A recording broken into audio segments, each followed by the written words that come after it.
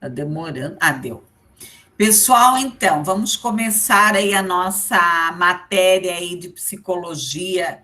O pessoal ainda está entrando, tá?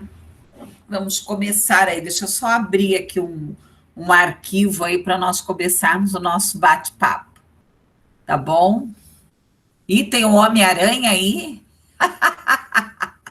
Oi, eu adoro o Homem-Aranha. Não perco um filme, né? Eu amo o Homem-Aranha. Ai, ai. Adoro, não perco um. Bom dia, professora. Bom dia, meus amores. E daí? Ninguém vai me dar bom dia aí? Como é que é esse negócio? O que que o Homem-Aranha tem na boca? Ai, ai. Tá, vamos lá, começar um semestre aí com bastante energia, né? Bem animados. Nós vamos falar de um tema bem importante, que é a questão do papel da psicologia na educação. Tem muitos estudantes que não gostam, não querem saber desse assunto. Ah, eu quero só saber da clínica. Mas a educação é a base aí, né? Nós temos vários problemas aí pelo Brasil, seriamente, em relação à educação, tá? Deixa eu só abrir um documento aqui para eu não me perder, senão eu começo a falar e me perco no pedaço aqui. Vocês estão ouvindo bem?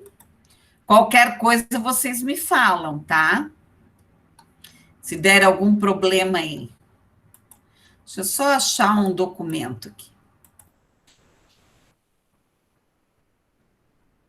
Dia do ano de 18, será que foi? E o que é que vocês têm aprontado aí de bom?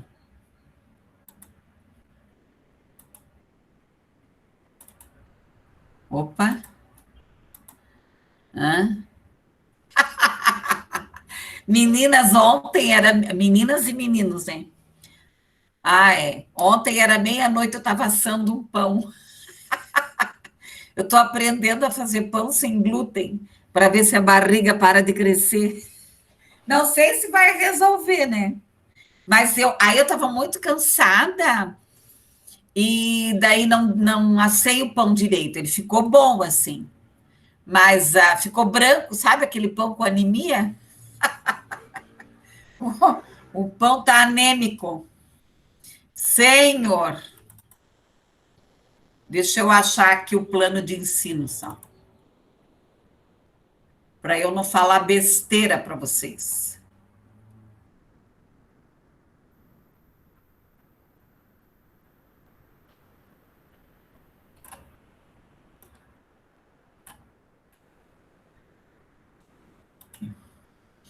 Deixa eu só colocar aqui para vocês.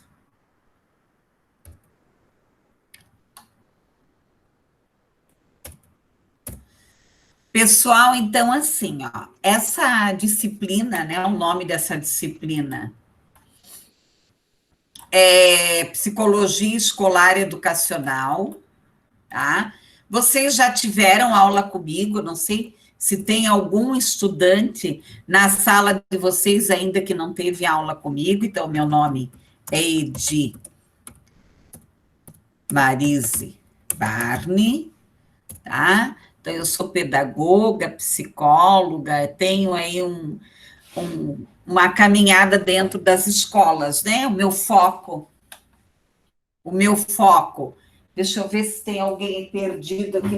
Deixa eu botar o celular aqui, que às vezes tem algum estudante perdido, vem para o celular.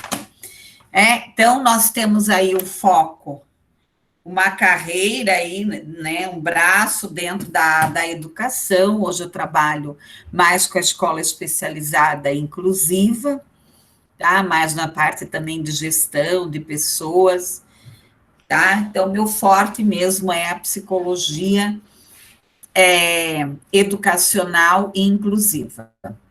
Bom, o que que nós vamos trabalhar, né? Um pouco sobre a história da psicologia escolar, um pouco sobre a atuação do psicólogo, os aspectos éticos da psicologia, a questão do espaço escolar, a atuação do estudante, da família, da escola, quais são as intervenções aí do psicólogo dentro da escola. A questão contemporânea da psicologia escolar hoje, tá? Então, como que a psicologia escolar hoje ela atua, e uma revisão aí da interface entre essa área aí da psicologia, tá? Então, um pouco, deixa eu ver se eu coloquei tudo lá.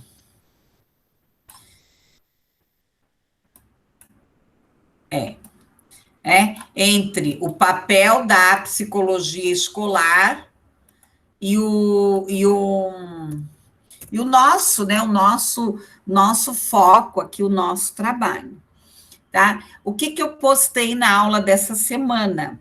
Eu ainda não postei o plano de ensino, mas até amanhã eu vou postar o plano de ensino. Na próxima aula, eu vou falar sobre os trabalhos que nós vamos ter que fazer, tá? Então, sobre a prova, sobre esse processo avaliativo. Eu estou com o plano de aula pronto, mas eu preciso fazer alguns ajustes lá, que é bom dia, bom dia. Né, algumas questões lá que as pedagogas pedem, né? Então, eu preciso fazer aí alguns ajustes no plano de ensino.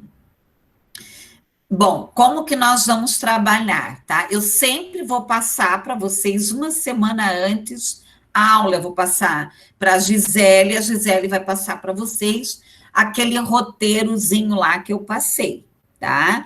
Então, sempre uma semana antes. Amanhã eu já vou postar a aula da próxima semana, para que vocês possam se organizar. Geralmente eu posto um artigo, um slide e um vídeo de algum pesquisador, de algum nome relevante sobre aquele assunto.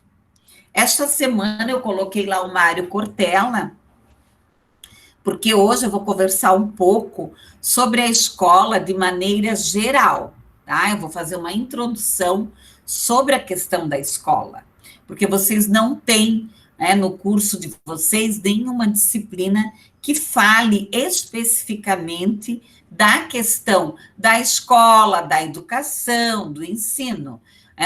Geralmente, o professor acaba falando de maneira geral quando adentra-se neste assunto. Então, neste primeiro momento, eu vou dar uma introdução de como que a escola funciona. Alguns conhecem, outros não, alguns trabalham em escola, mas muitos não conhecem, né? Vão na escola esporadicamente, foram estudantes, mas não conhecem a funcionalidade, né? Como que uma escola, ela realmente funciona, tá? Daí eu vou colocar, depois eu coloco lá a aula salva, né? A aula gravada, e daí tem sempre um texto complementar, tá? O texto complementar é obrigatório ler? Não é obrigatório, cabe ao estudante, né? O que vocês devem fazer? O que vocês devem fazer? Aproveitar o tempo de vocês, né? Eu sei que não é fácil, que não está sendo fácil para ninguém, né? Nem para nós, nem para vocês, mas tudo depende de como que você leva as coisas, tá? Nós temos que levar a vida com leveza, independente do que está nos acontecendo ou não, tudo depende do ângulo que você vê, tá? Então, nós temos que aproveitar esse momento.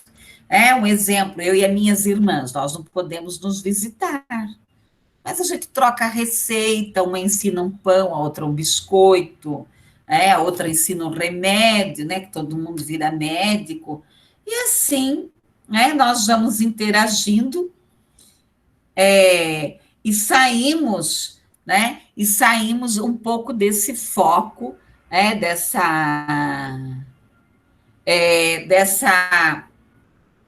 desse foco doentio aí que a sociedade está vivendo, tá?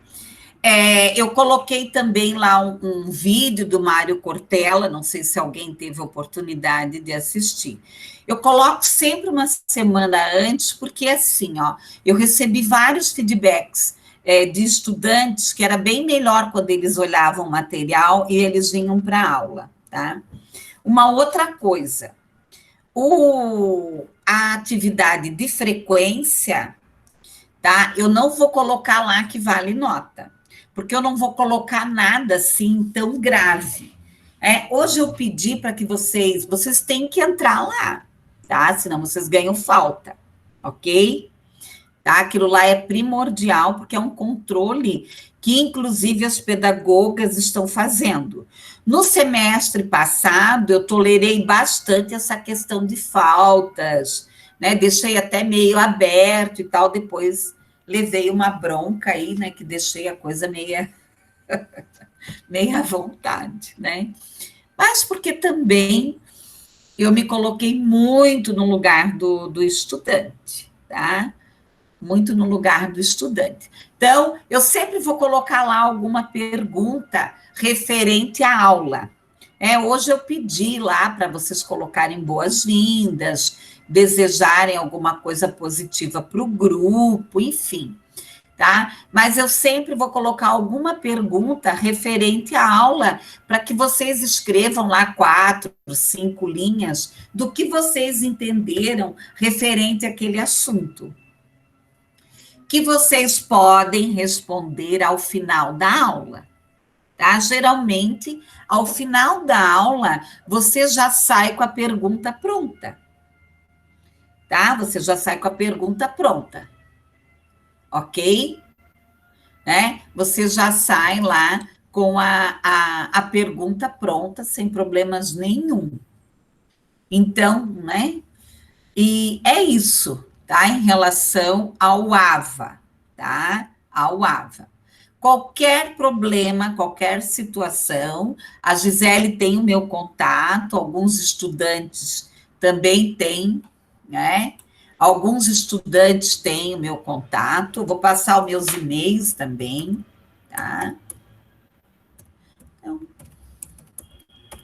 aqui tem o meu e-mail particular, tem o e-mail da Uniandrade também, tá? Eu sempre procuro, né? Eu acordo cedo, hoje já comecei a trabalhar às 5 da manhã, porque eu rendo mais de manhã cedo, então eu sempre procuro, todos os dias eu abro os e-mails, eu olho o AVA, faço uma varredura, hoje de manhã eu já fiz uma varredura no AVA para ver se estava tudo certo, se tinha algum problema. Lá no AVA também tem lá fale, né, com o professor, Mas assim, ó, né, eu já dei aula para vocês, nós já nos conhecemos, eu acredito que não teremos aí grandes problemas, tá? Deixa eu passar o da instituição também, edibarne@uniandrade.edu.br, tá?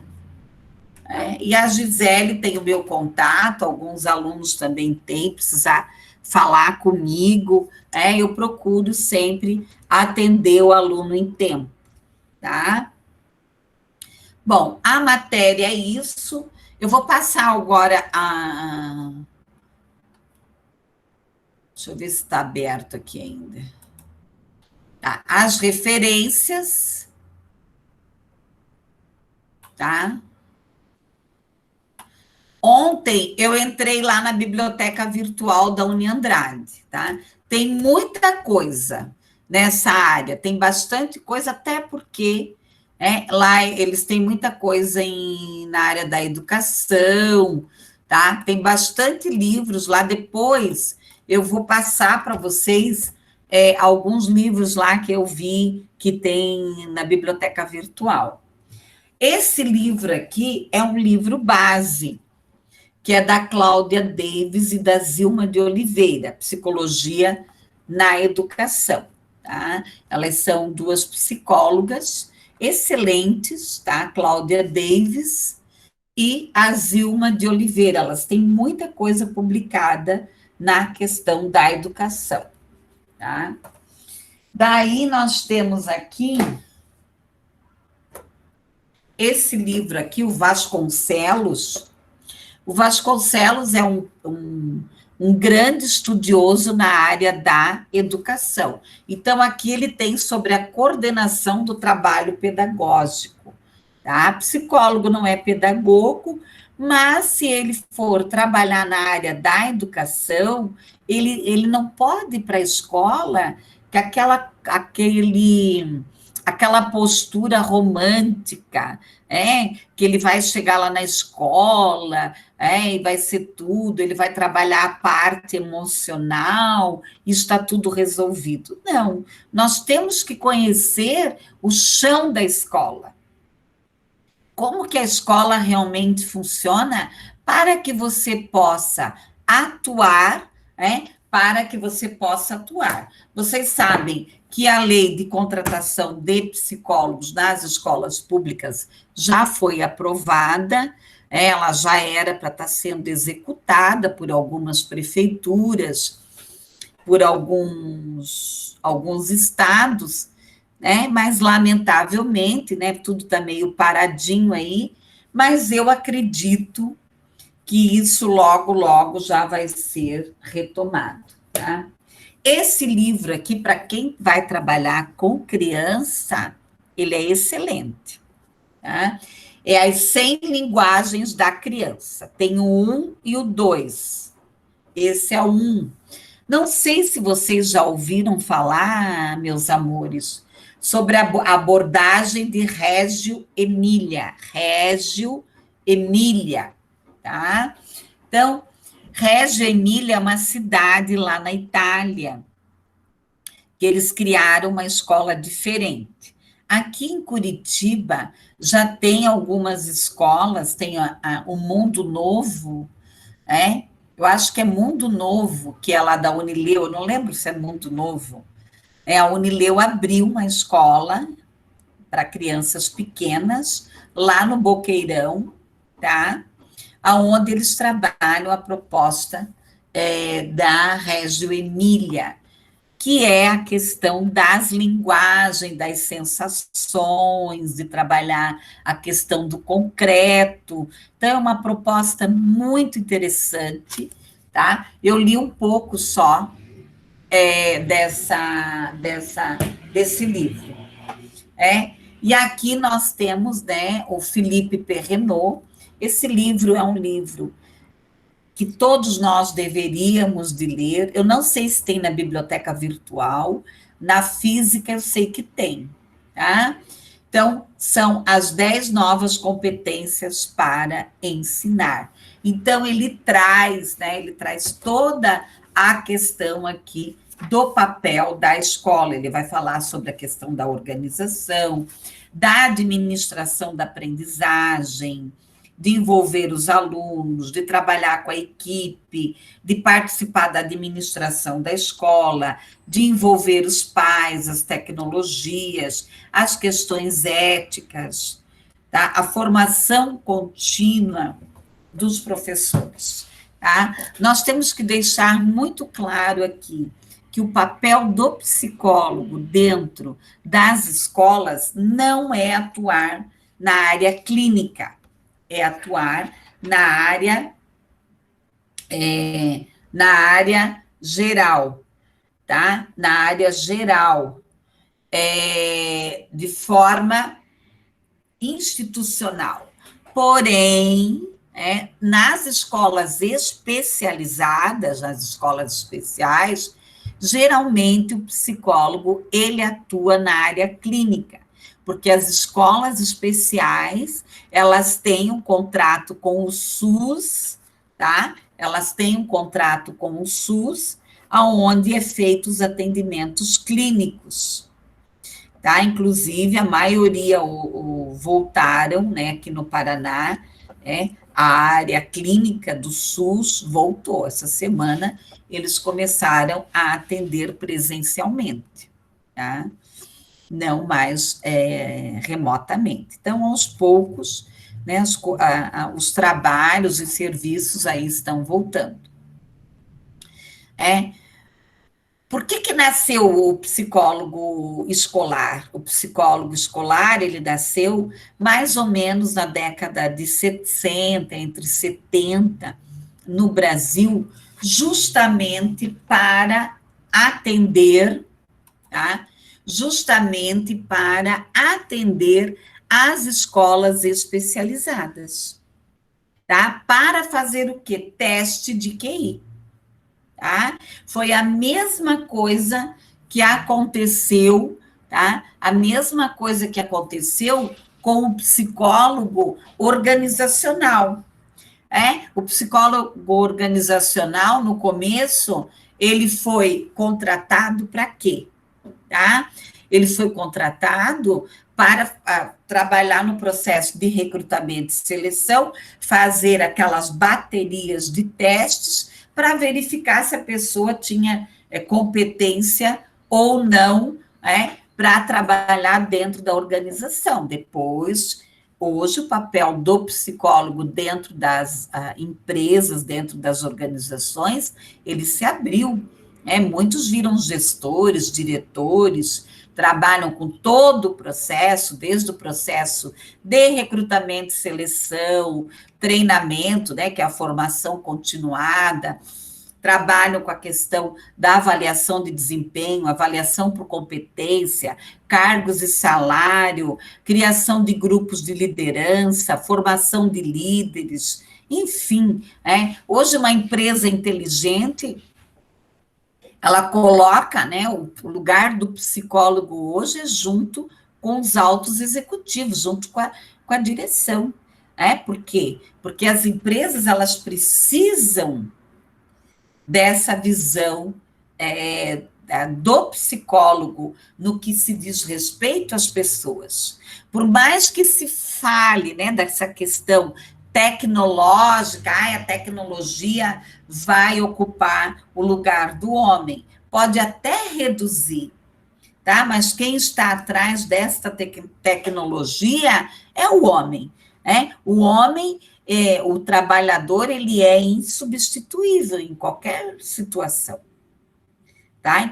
Então, por mais que eu tenha aqui um monte de coisa, microfone, isso e aquilo, e celular e computador, 2 computadores aqui, que se pifar um tem outro, tá? Por mais que tenha tudo isso, tá? A qualidade do trabalho vai depender muito mais do meu comprometimento, do meu papel aqui diante de vocês. Então, o ser humano, ele é insubstituível, ele não é substituível. Tá? E nós, o papel da psicologia, cada vez mais a sociedade vai precisar do psicólogo e do papel da psicologia, diante de todas as situações que nós estamos vivendo, de todas as incertezas que nós estamos vivendo hoje na sociedade. Tá? Nós temos que pensar na escola, Primeira coisa que nós temos que pensar, que escola é essa? Que escola, Que escola que nós temos? O Brasil, ele, em 1996, 1996, ai, caiu meu lápis, tem outro aqui. Em 1996, foi mudado as leis de diretrizes e base. Nós levamos 35 anos, tá, colegas? 35 anos para mudar as leis de diretrizes e base, tá? Depois ela passou algumas transformações, algumas mudanças em alguns itens, mas a base é a Lei de Diretrizes e Bases de 1996. Tá? Ela trouxe um marco, ela trouxe muitas coisas importantes. E uma delas era a formação mínima do professor. Durante muitos e muitos anos, nós passamos por quê? Por falta de formação mínima do professor. Tá? O meu pai mesmo, ele fundou uma escola lá onde nós morávamos, e ele ia buscar um professor às 4 horas da manhã a cavalo, né? E o professor tinha o quê? O quinto ano, tá? Então, as pessoas, nós tivemos, amados, nos anos 40, 50, 60, tá? Mais de 70% da população brasileira era analfabeta total, tá?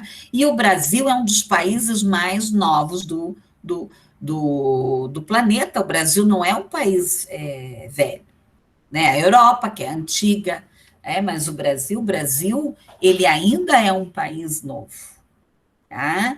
Então, nós tínhamos, pense, 60%, 70% da população brasileira carimbava o nome, não sabia ler e escrever. E hoje ainda você encontra muita gente, o quê? Analfabeta, analfabeta. Vocês estão me ouvindo? Vocês estão me ouvindo? Ah, tá. Parece Sim, que prof. tinha dado um probleminha aqui.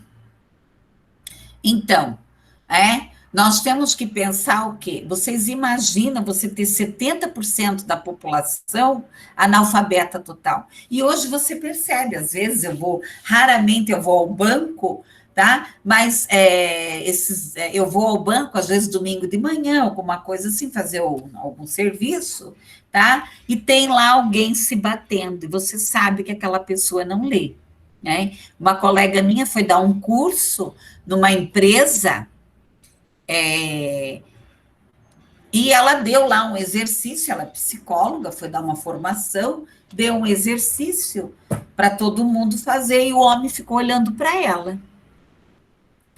Daí ela, meu Deus, o que será que está acontecendo? Né? Ela foi descobrir que o homem não sabia escrever. Tá? Então, nós ainda temos, se eu não me engano, eu estava olhando lá na página do MEC, acho que é 39. Eu não vou falar o número agora, que eu posso falar besteira. Eu sei que em Curitiba nós ainda temos 20 mil, né? 20 mil pessoas que carimbam o nome. Tá? Então, nós temos aí um problema gravíssimo. Eu penso que o Brasil ele já avançou, sim, em termos de educação.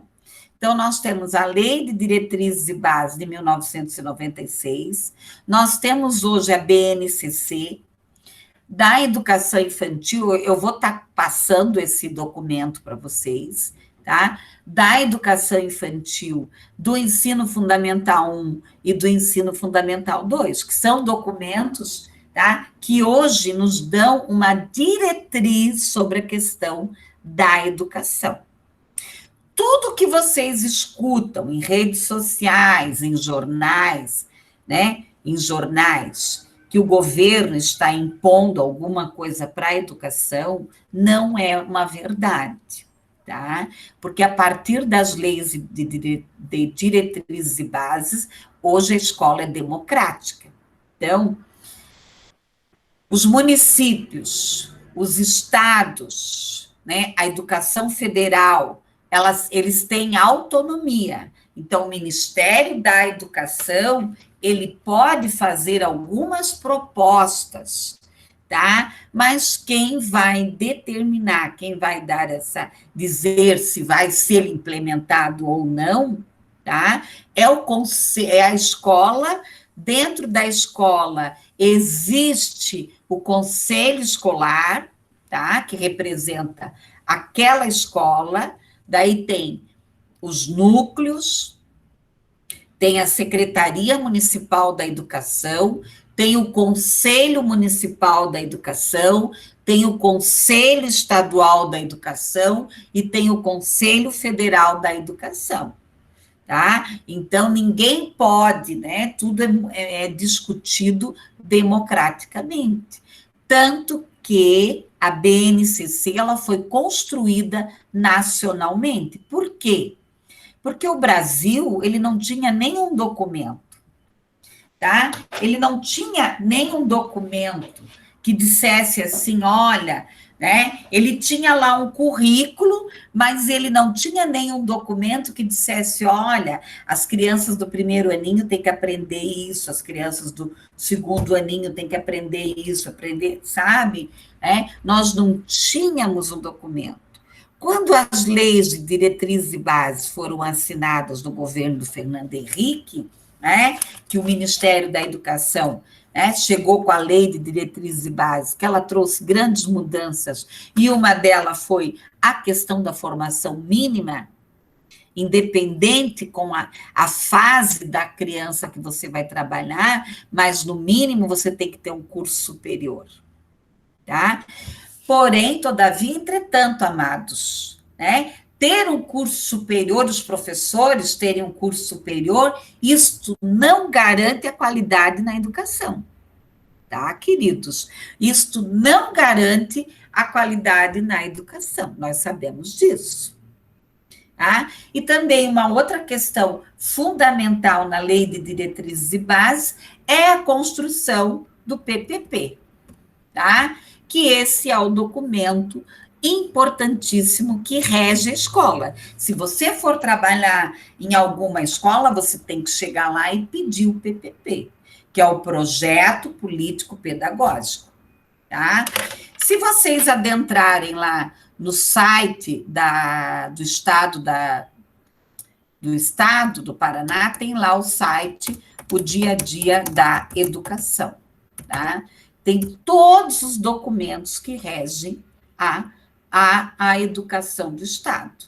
A mesma coisa do município, Vocês podem adentrar, agora é Prefeitura Municipal de Curitiba, eles fizeram um site só lá, tá?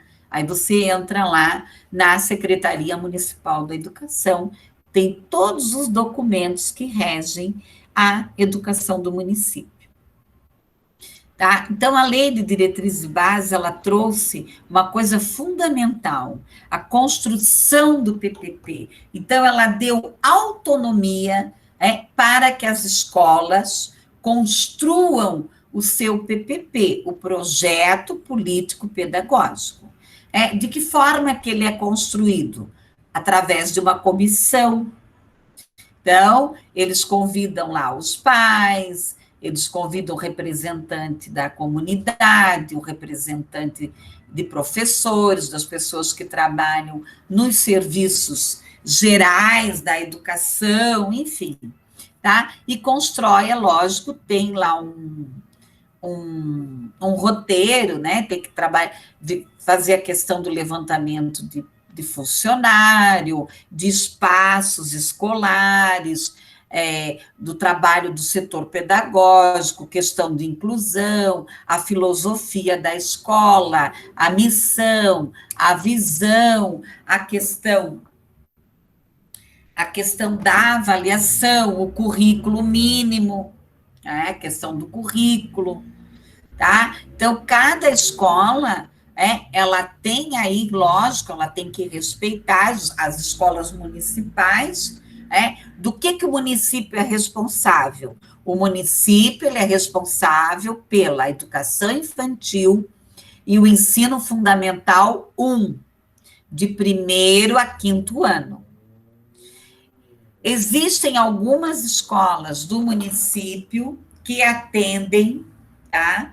Existem algumas escolas do município que atendem de 6º a 9º ano, que foi feito um acordo entre o Estado. Se eu não me engano, tem uma no Cajuru, tem umas 2 ou 3, e tem uma aqui, que é a Júlia de Amaral, aqui próximo da minha casa também, que atende do 6º ou 9º ano, tá? Mas é papel do Estado. O Estado atende de 6º a 9º ano, ensino médio, e o pós-médio, que são os cursos técnicos. Tá? Então, claro, as escolas estaduais têm que respeitar as diretrizes dos núcleos e do Estado, mas não é assim, tá? Então, as pessoas deliram muito. Quem não conhece a estrutura educacional, aí vê essas bobajadas na televisão, tá? Vê essas bobajadas na televisão, ai, vai fechar isso, não vai fechar nada, né? Não vai fechar nada, tá? Nenhum governo, eu acho que isso foi uma grande conquista das escolas, porque, lamentavelmente, tá? Eu trabalho na educação há 33 anos, né? Há 33 anos.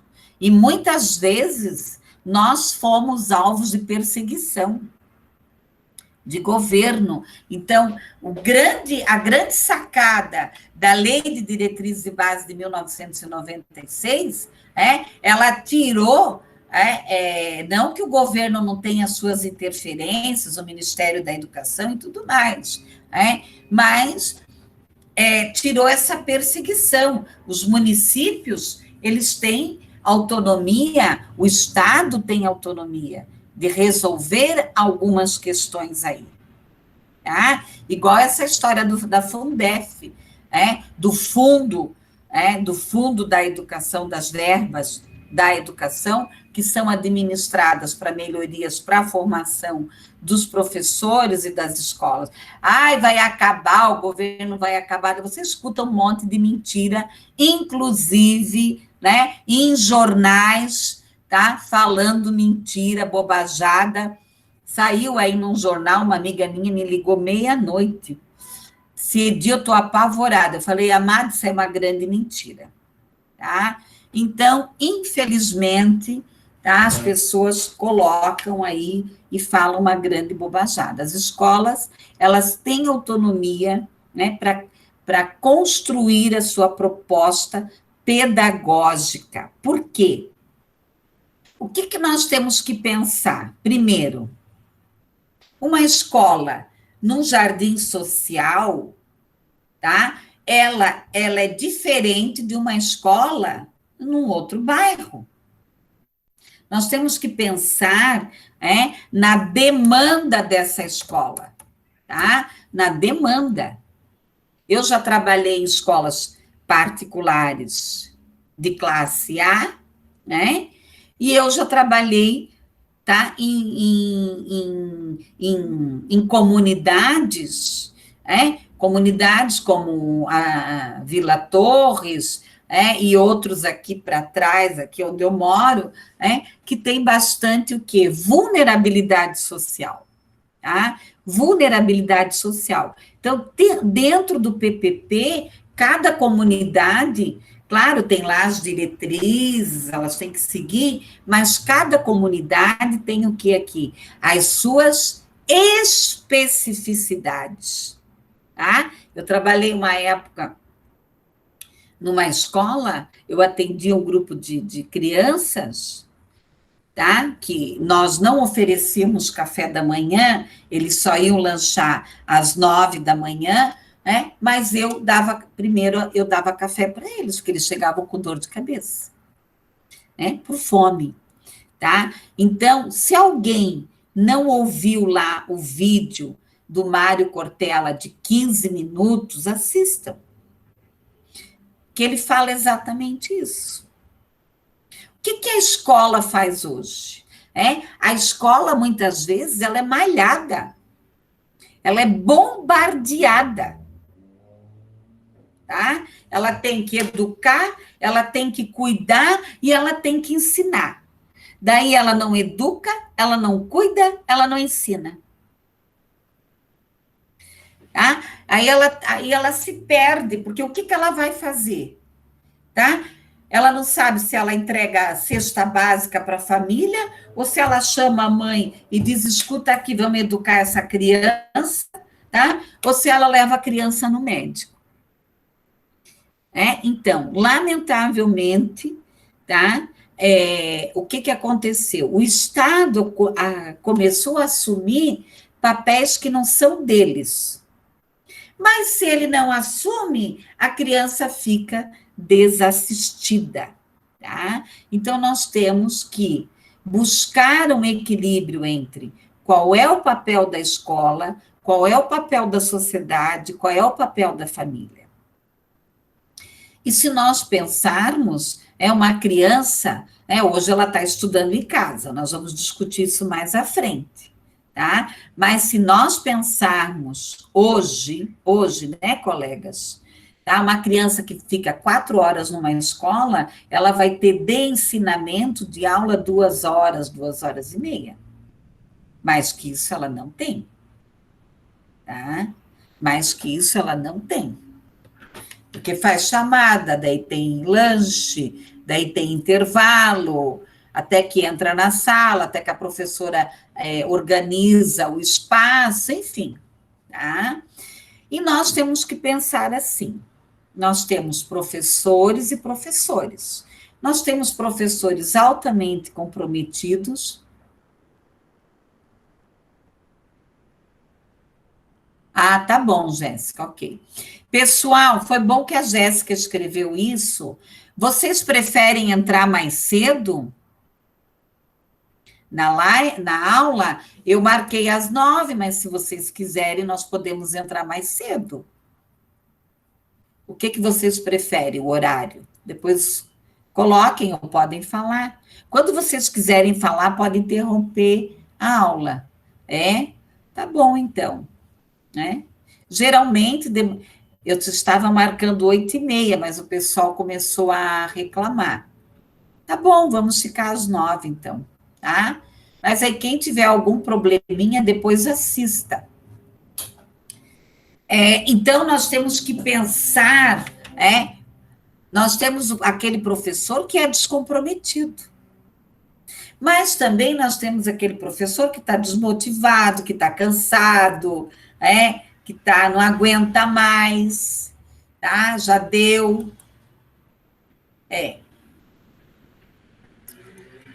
A maioria, né? Vão colocando aí. Tá? Daí depois eu chego num consenso aí, tá? Então, assim, ó, né? A maioria, talvez eu possa pensar assim, ó, 8h45, ó, né? Alguma coisa assim. Então, a maioria tem muita gente cansado também. Então, eu tenho que pensar em termos de escola. O que eu preciso pensar? Que sociedade é essa? Que homem que eu quero formar, tá? Que homem que eu quero formar? Para que sociedade que eu quero formar? Tá? Então, é isso que eu tenho que pensar. Qual é o papel da escola? Nós, né, no Brasil, nós temos problemas gravíssimos. Nós temos 70% da população brasileira é analfabeta funcional. O que é analfabeta funcional? Eu dou risada. O analfabeto funcional acredita em coelhinho, em Papai Noel, ele lê um texto, tá? Igual outro dia eu estava no Facebook, e o prefeito lá de Brusque, tá? O prefeito lá de Brusque, ele colocou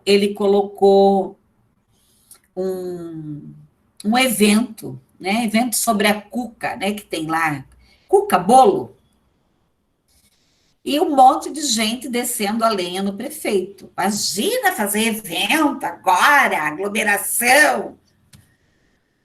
Mas era online, né? As pessoas não leram a matéria, tá? Então, as pessoas não leram, tá? Então, esse é o analfabeto funcional, tá? Ele não lê, ou se ele lê, ele não entende, tá? Ele não tem uma compreensão, tá? Ele não tem aqui uma compreensão aqui, tá? Da questão aqui do texto. Ele não consegue interpretar, né? Então, ele acredita no que ele escuta, ele não tem o que aqui? A interpretação. Ele não tem o pensamento lógico, matemático, né? Ele não faz aqui a questão da interpretação, ele não interpreta, tá? Ele é igual ao deficiente intelectual, né? Que você fala uma coisa, ele acredita naquilo. Aí nós temos o quê? Nós não chegamos ainda, amados, nos 20% da população brasileira que tenha curso superior, tá? De cada 10 crianças no terceiro ano, tá? 8 não sabe escrever um texto no terceiro ano. Vocês sabem que a escola, até o terceiro ano, a escola pública, ela não retém o aluno. Hoje nós não utilizamos mais o termo reprovação, nós utilizamos o termo retenção. Então, se uma criança, se um estudante, ele vai, a família quer que ele seja retido, ou o setor pedagógico, no primeiro, no segundo e no terceiro ano, tem que fazer uma documentação. Foi feito um estudo entre especialistas e entenderam que o processo de alfabetização, em si, a criança tem um tempo aí neurologicamente. Nós temos que entender, colegas, que o processo de alfabetização é uma construção. Então, não é assim, a criança vai para o primeiro aninho, agora ela vai se alfabetizar. Não, meus amores, tá? Ela já começa a se alfabetizar desde que ela nasce, né? Desde esse momento de interação, tá? Por isso da importância, deixa eu ver se eu tenho o livro aqui. Não está aqui, de estudar a questão que Vygotsky coloca, tá? Que Vygotsky coloca aqui sobre a questão da linguagem, do desenvolvimento da linguagem. O que é a linguagem? Tá? Nós temos que entender o que é a linguagem e o que é o pensamento. O que é a linguagem? Linguagem é a interpretação do pensamento. Então, eu posso ter uma criança que não fala, mas ela tem a linguagem. Ela interpreta, tá? O que é a fala? A fala é a materialização da linguagem, tá? É a materialização da linguagem. Então, o papagaio fala, O que ele fala? Ele fica o quê? Repetindo, Ele fica o quê? Repetindo, repetindo.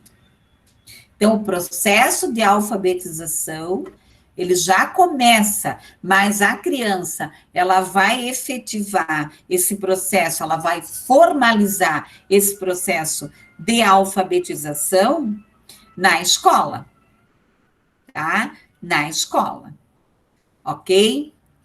Pessoal, vamos lá, então, para a pergunta de hoje. O que vocês pensam? Podem falar ou escrever. O que vocês pensam em relação à escola, ao papel da educação, do ensino em si? Se alguém quiser falar ou escrever, fiquem à vontade. Tá? E leiam lá o texto da função social da escola, que eu vou estar discutindo na próxima aula. Quem gostaria de se manifestar?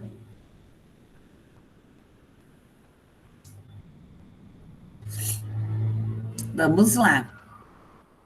O que vocês pensam sobre isso? Podem escrever ou falar. Bom dia, prof. Ninguém vai falar? Eu estou tentando. Eu fico falando aqui até... Está me ouvindo, prof? O que vocês... Pode falar, Giselda. Beleza. Será que eu estou te ouvindo? Tá me ouvindo? Você está falando, Giselda? Agora tô. Você não tá me ouvindo. Acho que eu não estou te ouvindo. Espera aí.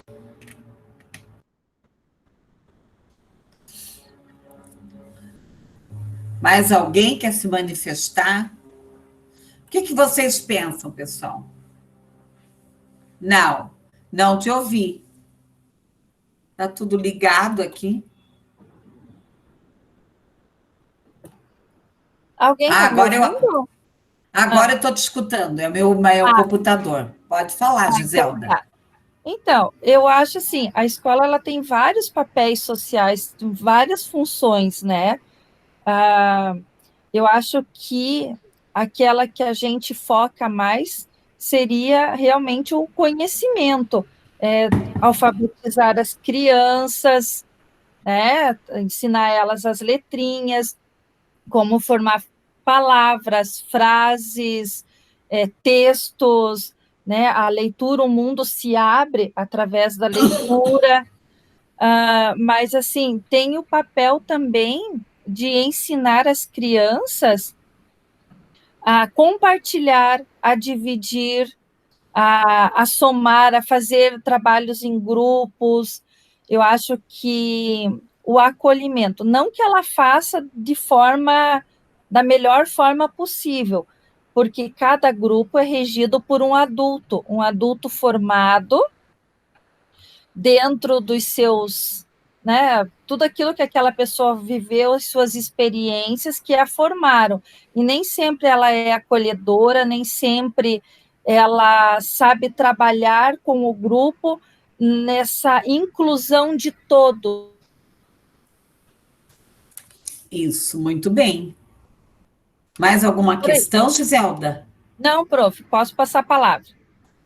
Não, mas quer falar mais? Pode, fique à vontade, era Não, isso? não, eu acho que a princípio é isso. É. Então, né, a Giselda falou uma coisa bem interessante, tá? Bem importante. Muitas vezes a escola ela é excludente, tá? Então, existem professores excludentes, existe escola excludentes, existem escolas inclusivas e professores inclusivos. Porque a inclusão ela tem que ser um processo de dentro para fora.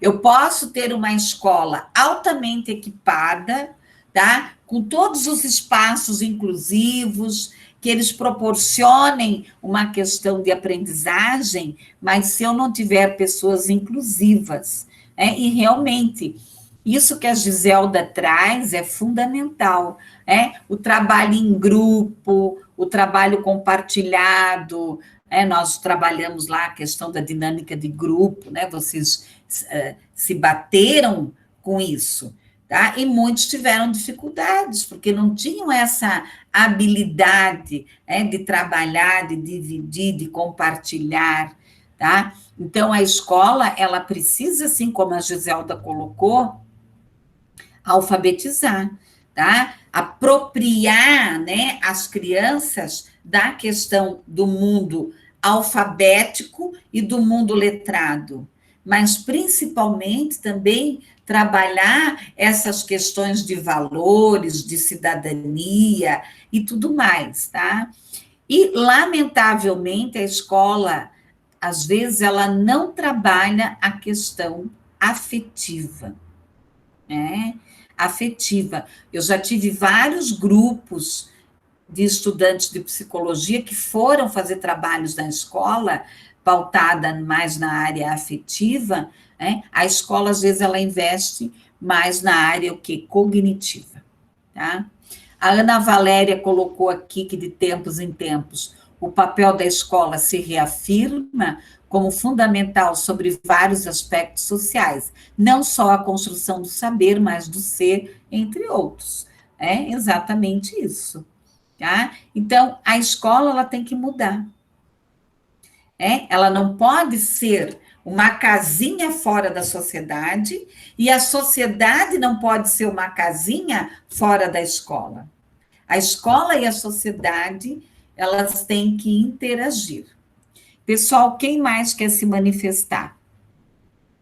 Vamos lá, tá? Nós vamos procurar sempre, tá? Se manifestar, ok? Nós sempre vamos procurar nos manifestarmos, trabalharmos aí de maneira e debater, né? Senão fica meio chato, né? Só eu falando aí. Quem mais? Quem mais? Né? Quem tem filhos nas escolas, quem já trabalhou em escola, enfim, como que vocês pensam sobre tudo isso? E qual é o nosso papel? Né? Nós temos que começar a construir isso. Qual é o nosso papel? Né? O papel da psicologia.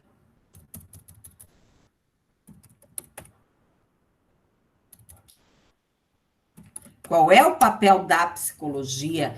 Qual é o papel do psicólogo no contexto escolar? Tá? Então, ao final desta disciplina, nós temos que ter construído essa proposta e interiorizado. Né? Se eu resolver trabalhar na área da educação, mas mesmo que eu trabalhe na área clínica, eu tenho que entender como que se processa isso.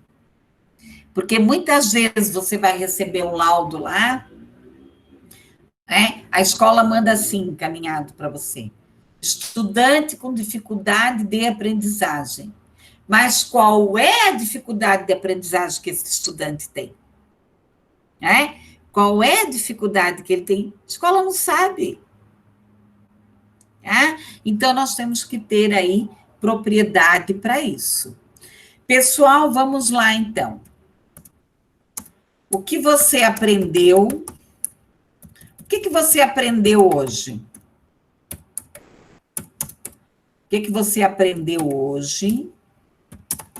O que achou da aula? Tá? E se tem alguma sugestão? Tá aí, 3 perguntinhas. Vamos responder aí. O que você aprendeu? Como é que foi para você esse momento?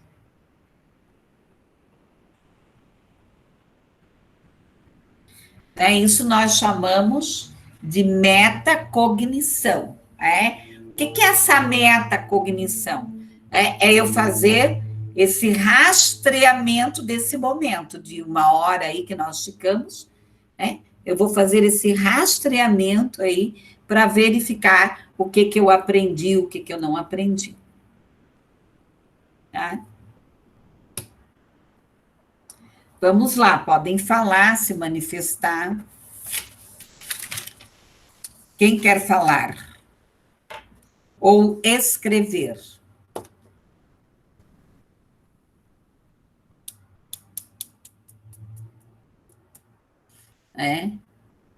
Eu aprendi que...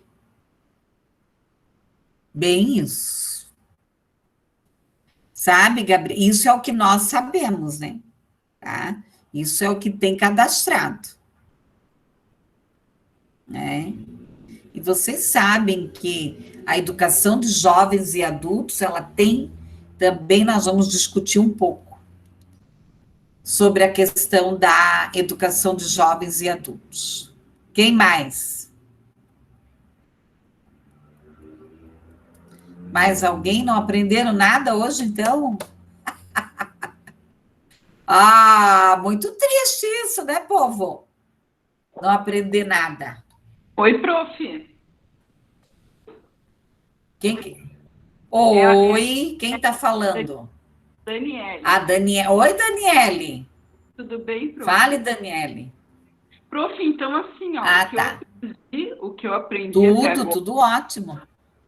Então, o que eu aprendi até agora com a tua fala é o seguinte, que o papel da escola, ele vai muito além do que o molde tradicional que a gente conhece, né? Então, se você vê que muitos adultos, por exemplo, possuem um bloqueio de aprendizagem por conta de um professor, entende? que chamou ele de burro quando ele era criança, isso é muito sério, né? Eu acho que a pré-escola e a escola ali infantil, os primeiros anos, professor, é uma coisa muito séria. As pessoas não estão se dando conta disso, né? Que a maior parte aí dos bloqueios adultos vem dessa fase e que foram colocados, inclusive, por professores incapacitados, né, de exercer a função como deveria, né? Então, isso é importantíssimo e eu acho que tem que ser totalmente reestruturado o formato da escola. Mais alguma coisa, Daniele? Não, prof, por enquanto só isso. Então, isso que a Daniele traz é grave, né? Infelizmente, você vê, você escuta, professores humilhando crianças, tá? Humilhando crianças, às vezes até na universidade, né? Às vezes a gente vê professor humilhando aluno, tá? Então, na realidade, nós não temos que humilhar ninguém, tá? E eu trabalhei agora com uma outra turma, a questão da psicologia do desenvolvimento infantil e da adolescência. Vocês sabem que muitos bloqueios que nós temos, que muitos dos nossos medos, ou eu diria, depois eu já vou ler aqui, tá? A maioria dos nossos medos vem do quê? Da nossa infância, tá? Vem da nossa infância. Eu trabalhei um tempo com o projeto da Copel, que se chamava Luz das Letras. Eu trabalhei como voluntária para alfabetizar adultos. Eu trabalhei ali na Associação Comercial do Paraná, tinha um laboratório, e era tudo por software. E eu atendia, eu dava aula para uma senhora na hora do meu almoço. E um dia eu lá com ela, meu Deus, não entrava nem a letra A, nem a letra B, nem a letra C, nem a letra D. Aí um dia ela começou a chorar, e ela era copeira. E a associação já tinha dito para ela que se ela não aprendesse a ler e escrever, ela ia ser demitida. Foi bem nos anos 96, 97, que veio a ISO 9000, fazer o controle das empresas e falou, epa, aqui não pode mais ter analfabeto. E ela começou a chorar. Daí eu falei, dona Edelvina, por que a senhora está chorando? Ela disse, professora, quando eu era criança, o meu pai me amarrava numa árvore, me batia e me chamava de burra. E eu nunca aprendi a ler e escrever. Ele falou que eu ia ser uma eterna burra. Tá? Então, vocês pensem, uma senhora, naquela época, eu não sei quantos anos eu tinha, mas ela tinha a minha idade. Era uma senhora, né? Eu já sou uma senhora. Tá? Então, daí nós encaminhamos ela para o tratamento terapêutico, tudo, mas era um bloqueio muito forte, tá? Então, lamentavelmente, né? Tem muito estudante, muitas crianças, adolescentes, adultos, tá? Que não acreditam em si mesmo, tem uma questão de baixa estima, de autoimagem baixa, tá? Porque não acreditam em si mesmo. Foram rejeitados, foram humilhados, e isso deixa marcas, sim, né, Daniele? Bom, a Gisele, que o psicólogo e o pedagogo têm funções diferentes, tá? Então, o psicólogo, ele vai trabalhar as questões emocionais do processo de aprendizagem. Emocionais do grupo também. O pedagogo, ele vai trabalhar mais as questões técnicas e as metodologias de ensino, tá? E as metodologias de ensino. Aqui, Andriele, que o psicólogo e o pedagogo têm um papel fundamental no desenvolvimento, tá? Eu espero, né, que num futuro próximo nós possamos ter psicólogos nas escolas públicas urgentemente. O bloqueio, né, da autoimagem bloqueado e bloqueia a aprendizagem, claro. né? Você imagina ser chamado de burro pelo próprio pai, você vai morrer burra. Tá? Ela tinha medo de tudo, essa mulher. Ela era uma excelente copeira, a empresa gostava dela, tudo, mas se a chefe dela chamasse ela já ia tremendo, assim, de medo. Imagina a pessoa viver assim, pessoal. Né? Quantas doenças psicossomáticas aí que ela cria. Bom, pessoal, mais alguma questão, alguma dúvida?